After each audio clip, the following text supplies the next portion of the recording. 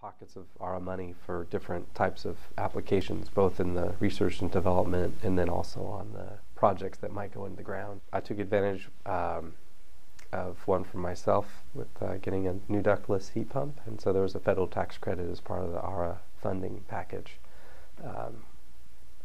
Also got a state credit as well.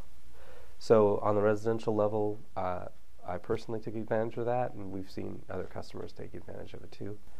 On the more macro scale with large-scale developers, I know that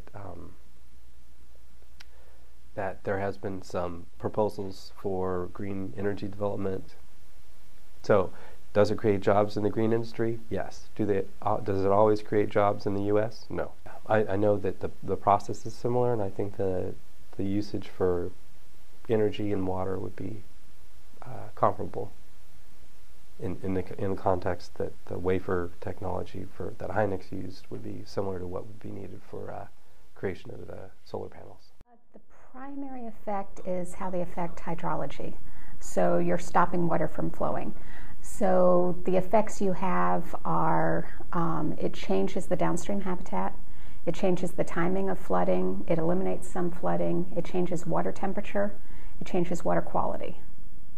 It also blocks the passage of some species like salmon that need to move throughout the system, and in fact has blocked out probably thousands of stream miles from salmon passage throughout the Columbia Basin. It does a couple of things. The silt builds up behind the dams, and what you get is you don't get new gravel bars being distributed, and gravel bars are really important for the ecology of certain plants and then also for salmon spawning. Hydroelectric power? Well, I mean, that's a big question, right? So it releases very few greenhouse gases. So in that sense, it's a positive. I mean, there's no actual greenhouse gases released in its production, but if you associate all of the transmission lines and the distribution and the maintenance, there's certainly some GHG associated with that. But relatively speaking, it's extremely low compared to fossil fuels. So that could be seen as a positive.